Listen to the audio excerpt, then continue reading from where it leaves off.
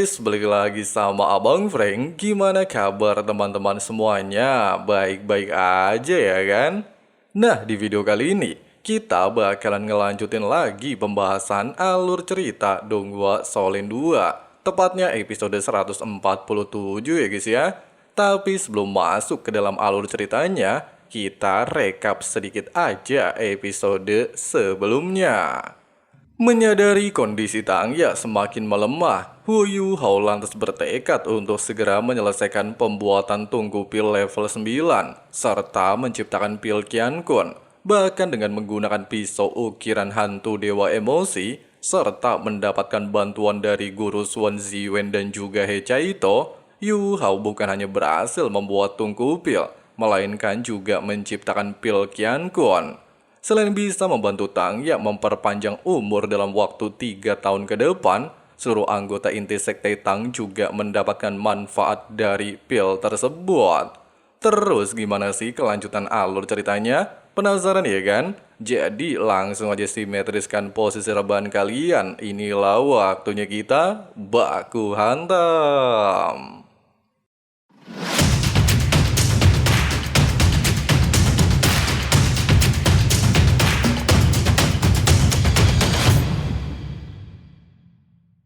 Setelah meminum pil Qian Kun, seluruh anggota inti sekte Tang terlihat melakukan kultivasi untuk menyerap esensi pil. Bahkan hanya dalam waktu yang cukup singkat, Tang Wutong berhasil menerobos level 90, serta menjadi Feng Hao Dolo kedua di sekte Tang setelah guru Suan Ziwen, dan hanya tinggal mencari cincin roh ke-9-nya.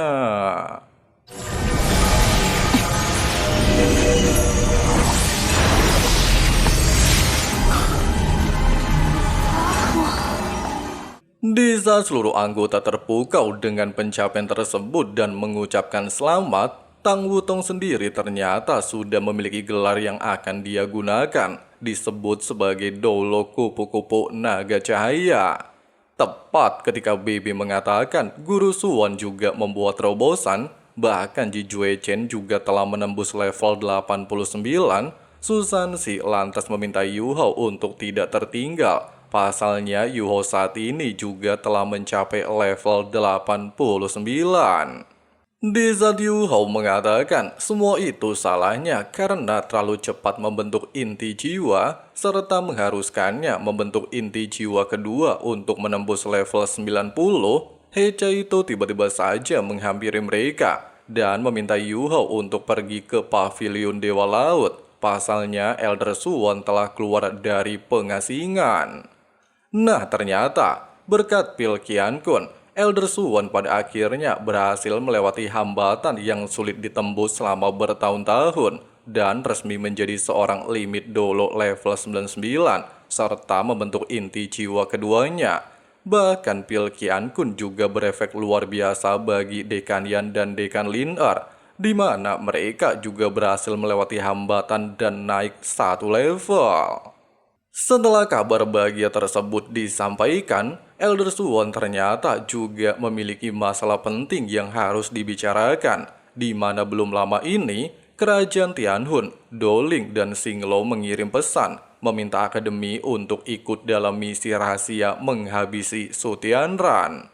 Meskipun saat ini Kerajaan Matahari Bulan belum memperluas perang, namun situasi benua semakin memburuk. Bahkan menurut kabar, Kerajaan Matahari Bulan telah mempersiapkan perang skala besar. Dengan kata lain, misi menghabisi Su Tianran merupakan tindakan paling efektif. Pasalnya jika Su Tianran koit, Kerajaan Matahari Bulan akan mengalami konflik internal jangka panjang, serta memberikan waktu kepada 3 kerajaan untuk bernafas.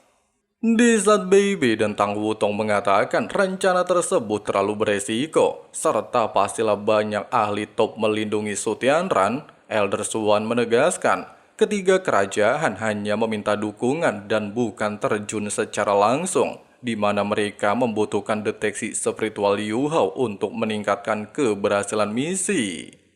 Tepat ketika Yu Hao menyetujuinya, Tang Wutong sempat khawatir, namun Yu Hao segera menjelaskan, Membunuh Su Tianran memanglah cara terbaik untuk mencegah perang skala besar, sehingga bisa melemahkan pasukan kerajaan Matahari Bulan.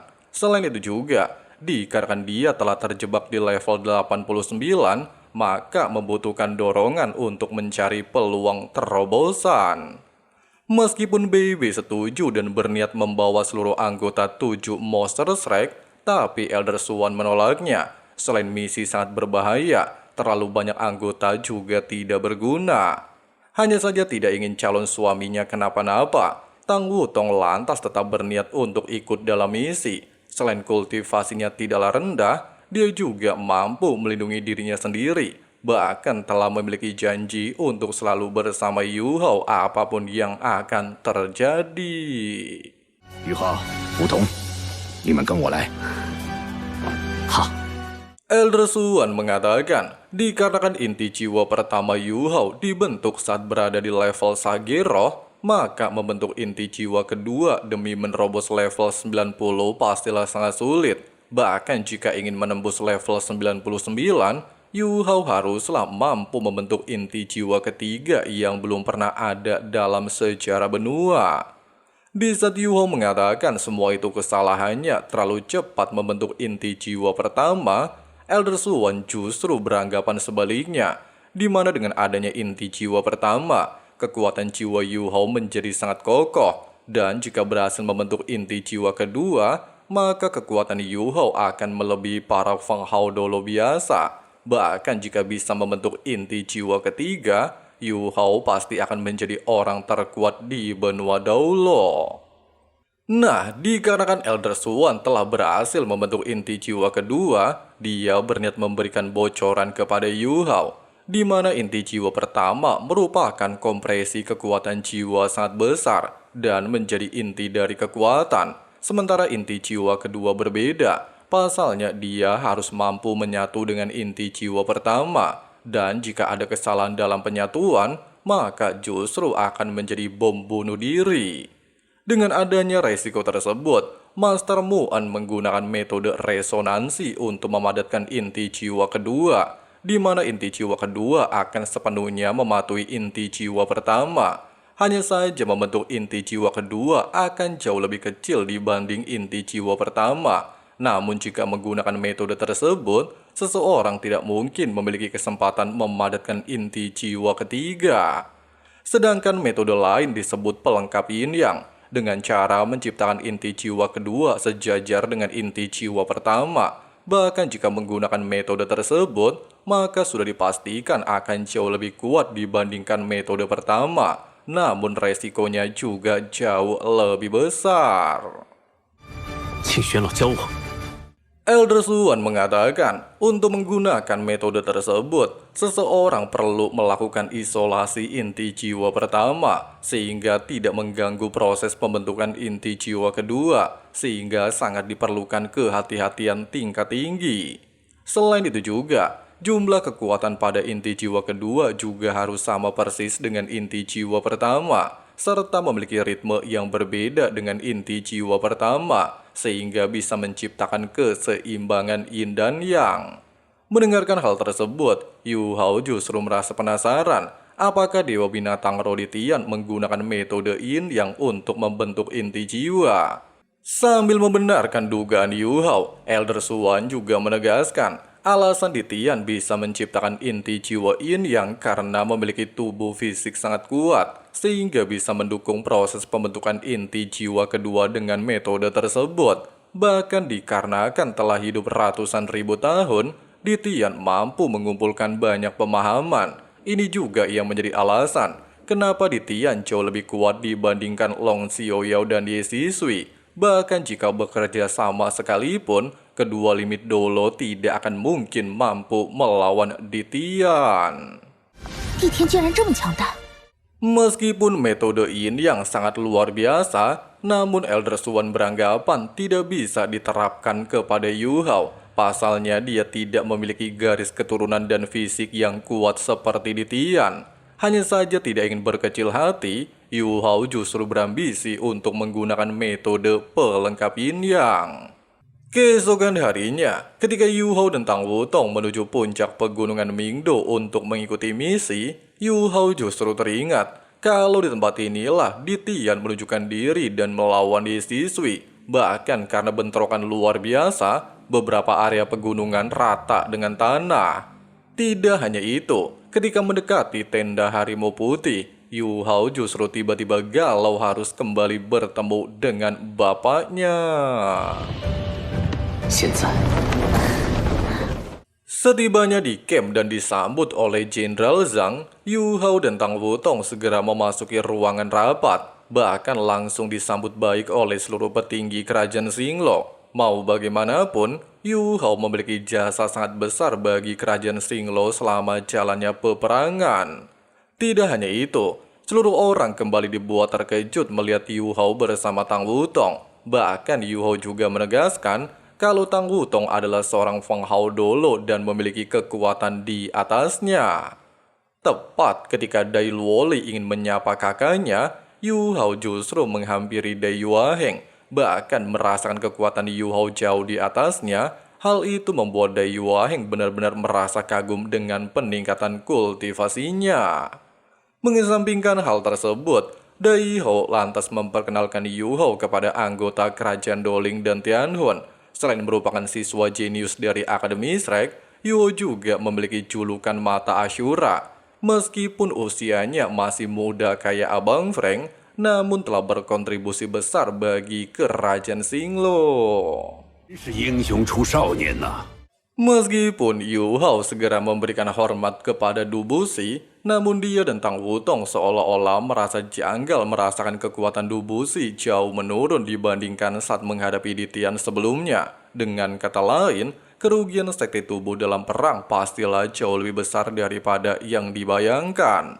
Selain itu juga, selain mampu merasakan ada satu orang level 97, Wutong juga mampu merasakan semua orang di tempat ini berada di level Dolo Transenden.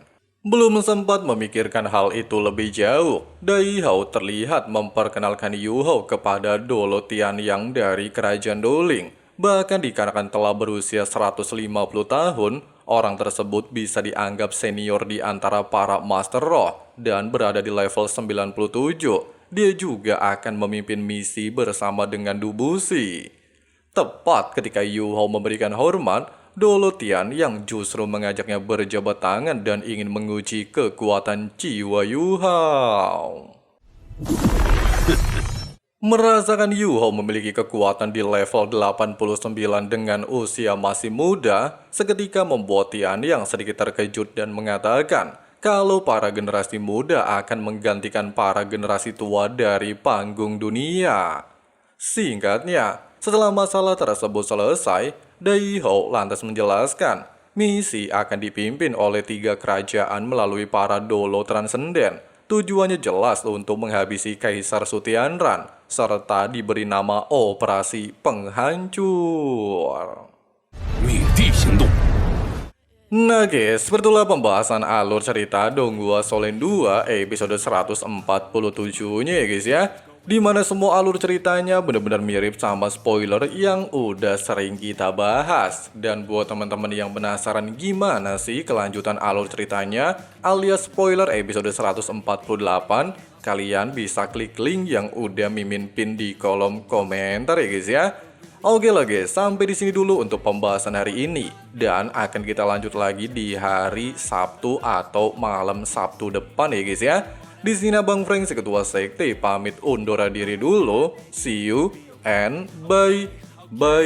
You could be the change I need today. I promise that I've never felt this way. I really hope that you will choose to stay through all the pain. I know you told your friend you're not okay, and tell me what's wrong and why you never said you felt that way. Guess you're trying to stay strong and fake a smile until I love